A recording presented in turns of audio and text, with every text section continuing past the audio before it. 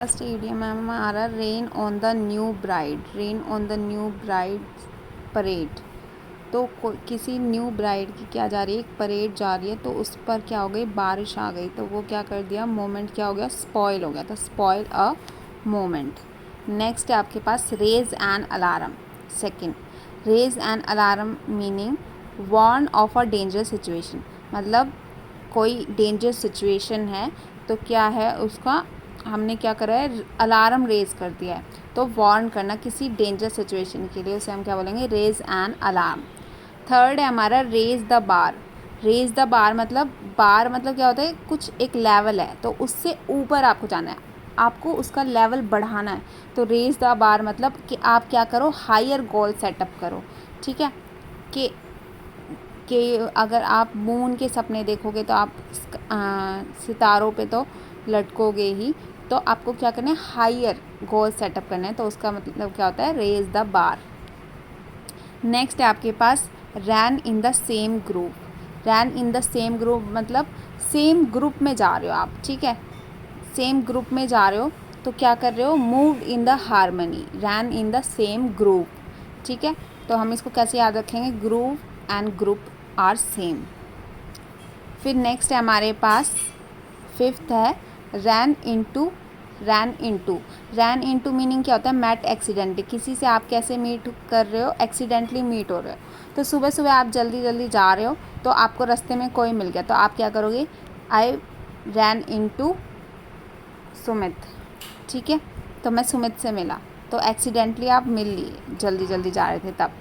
फिर है रैन रायोट। रैन रायोट मतलब एक्टेड विदाउट रेस्टेंट, मतलब बिना, आप रायोट मतलब क्या होता है, दंगा होना, गुस्सा होना, तो आपने बिना बहुत ज़्यादा गुस्सा कर दिया है, एक्टेड विदाउट रेस्टेंट, बिना रुकावट के एक गंदा सा व्यवहार कर दिया है।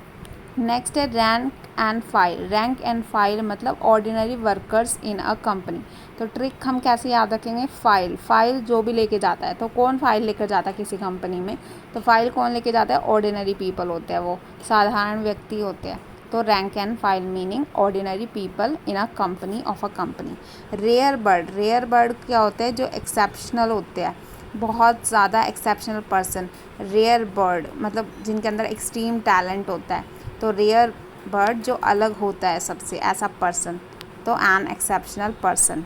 नेक्स्ट है रैट रेस। रैट रेस मतलब चूहों की रेस, तो चूहे क्या है, बहुत सारे चूहे हैं और बहुत सारे चूहे रेस कर रहे होते हैं, तो क्या होता है, फियर्स कंपटीशन होता है पावर के लिए। ठीक है, नेक्स्ट है reap the wild winds. Reap the wild winds मतलब suffer negative consequences as a result of one's action. ठीक है, कि मतलब बहुत ज़्यादा हवाएं चल रही है, ठीक है, और उनका जो, उनकी लपट जो है वो आपके ऊपर आके लगी है, मतलब आपने कुछ करा, ठीक है, और उनसे बहुत ज़्यादा उसका नेगेटिव कॉन्सिक्वेंसेस हुआ और उसको क्या कर रहे हो, आप सफ़र कर रहे हो। ठीक है, जो भी आपने किया उसके नेगेटिव कॉन्सिक्वेंसेस को सफ़र करना क्या होता है, रीप द विल्ड विंड। ठीक है, जैसे कोई थंडर स्टॉर्म आ रहा है, आप उसके झटके ले रहे हो, ठीक है, लेकिन वो थंडर स्टॉर्म आपकी वजह से ही आया है। ठीक है, तो इससे आप याद रख सकते हो। Red hearing.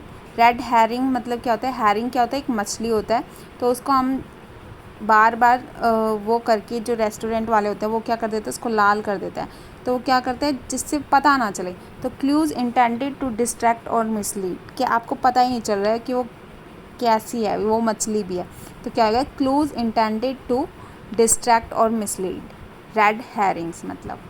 Red tape. Red tape का मतलब क्या होता है, ऑफिशियल प्रोसीजर कॉसिंग डिले, मतलब जो भी ऑफिशियल प्रोसीजर होता है उसकी वजह से डिले हो रहा है, रेड टेप मतलब एक रूल है, रेड टेप है जिसको आपको फॉलो ही करना है, लेकिन उसकी वजह से क्या हो रहा है, डिले हो रहा है, तो ऑफिशियल प्रोसीजर कॉसिंग डिले। ठीक है, री इन्वेंटिंग द व्हील। री इन्वेंटिंग द व्हील मतलब व्हील तो ऑलरेडी इन्वेंट हो चुका है ना, उसको कोई इन्वेंट करेगा तो वो क्या कर रहा है, अपना टाइम वेस्ट कर रहा है। ठीक है, जो चीज़ पहले ही अच्छे से हो चुकी है, wasting one's time for things that have been satisfactorily done. Next है rest on one's laurel. Rest on one's laurel, laurel मतलब होता है किसी ने बहुत बड़ी अचीवमेंट लेना, ठीक है, तो अचीवमेंट किसी को मिल गई है तो वो क्या कर रहा है, उसी अचीवमेंट के भरोसे ही बैठा हुआ है और कुछ नया नहीं कर रहा है। तो to be satisfied with your achievements and not to make any effort to do something else. Next we have is ride high horses. Ride high horses, high horses मतलब क्या होता है, सुपीरियर होना, ठीक है। तो वो क्या कर रहा है, बाकी सबको कंट्रोल करना चाह रहा है, तो वो क्या कर रहा है, सुपीरियर हो रहा है। तो राइड हाई हॉर्सेस मतलब सुपीरियर हो जाएगा, ठीक है। नेक्स्ट है आपके पास 16 ring a bell. Ring a bell मतलब क्या होता है, to sound familiar, familiar sound करना। तो आप इसको कैसे याद करोगे कि मैंने उसको देखा ना तो मेरे दिल में एक घंटी सी बजी। घंटी सी बजने का मतलब क्या होता है कि मुझे कुछ याद आ रहा है, टू साउंड समथिंग फेमिलियर, तो उस बात से है ना मेरे दिल में कुछ घंटी बजी, तो मतलब ऐसा कुछ मैंने पहले सुना था, तो to sound familiar, ring a bell. Ring fencing. अब रिंग फेंसिंग मतलब एक रिंग है, उसके चारों ओर आपने फेंस लगा दिया, ठीक है। अब उस रिंग के चारों ओर फेंस लगा दिया, दैट मीन्स कि आप जो वो चीज़ है उसे नहीं ले सकते, यानी कि एक पैसे रखे हैं बीच में और आपने क्या करा है, आप उस पैसे को ले नहीं सकते। तो गारंटी दैट फंड्स अलोकेटेड, तो जो उस रिंग के लिए जो पैसा है वो क्या कर सकते हो, आप किसी और चीज़ पे खर्च नहीं कर सकते हो। तो guaranteed that something allocated for a particular things will not spend on anything else. Next है आपके पास 18 रिप अप ओल्ड सोर्स, यानी कि पुराने जो आपके ओल्ड सोर्स थे, सोर मतलब कुछ ख़राब रिलेशन, ठीक है। तो वो क्या कर देना, उनको रिवाइव कर देना, रिवाइव कर देना, टू रिवाइव मतलब रिप अप कर देना, रिप अप मतलब दोबारा उखाड़ लेना उनको, ठीक है। तो रिवाइव फॉरगॉटन क्वारल्स। फिर राइज लाइक अ फिनिक्स। फिनिक्स क्या होता है, एक बर्ड होता है आपके पास, तो वो क्या होता है, एकदम से उठता है। तो क्या कहते हैं, मतलब एक बार डूब कर और फिर क्या होता है, एकदम से उठना। तो to become successful again, to emerge with a new life. Rise to the occasion. Rise to the occasion मतलब एक सिचुएशन है और वो क्या हो चुकी है, ख़राब हो चुकी है, तो आप क्या कर रहे हो, आपने उस सिचुएशन को बिल्कुल ठीक कर दिया, तो आपकी क्या हुई, वाहवाही हुई। तो show that you can deal with any situation successfully, कि आप किसी भी काम को क्या कर सकते हो, अच्छे से कर सकते हो। तो आप उस ओकेशन पे क्या कर रहे हो, राइज कर रहे हो, राइज टू द ओकेशन। तो आप उस पार्टी या उस सिचुएशन के क्या बन गए, वाहवाही लूटने वाले पर्सन बन गए। तो राइज टू द ओकेशन, कि आप किसी भी सिचुएशन से डील कर सकते हो। नेक्स्ट है rise with a lark. Rise with a lark मतलब क्या होता है, वेरी ईगरली, ठीक है। Roll back. रोल बैक मतलब कोई चीज़ उल्टा रोल कर रही है, यानी कि टू रिड्यूस या टू लिमिट या टू डिक्रीज या डी वैल्यू हो रही है कोई चीज़। Roll up your sleeves. Roll up से जैसे कोई लड़ने आता है तो वो क्या करता है, अपनी स्लीव्स को रोल अप कर लेता है। रोल अप कर रहा है तो यानी कि वो रेडी हो रहा है किसी लड़ाई लड़ने के लिए, यानी कि get ready to do something difficult. Root and branch. Root and branch मतलब किसी पेड़ की रूट भी, ब्रांच भी, सब कुछ आपने ले लिया तो कम्प्लीटली होली। रोज़ कलर्ड ग्लासेस। रोज़ कलर्ड ग्लासेस मतलब आप रोज़ कलर के ग्लासेस हैं, ठीक है, और आप उनको लगाकर और दुनिया देख रहे हो तो आपको दुनिया बहुत अच्छी दिख रही है, ठीक है। तो पॉजिटिव आउटलुक टू लाइफ, ठीक है।